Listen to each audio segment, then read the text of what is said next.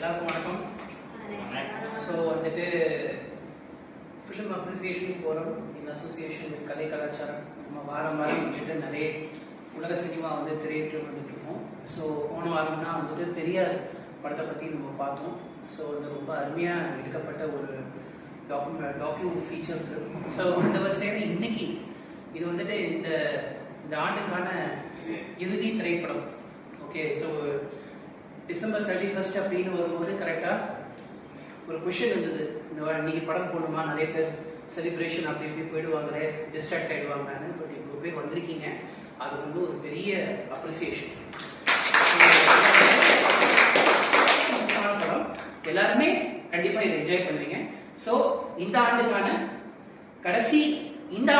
ஒரு கடைசி திரையிடலா இதை பார்க்கும்போது மிக முக்கியமான திரைப்படம்.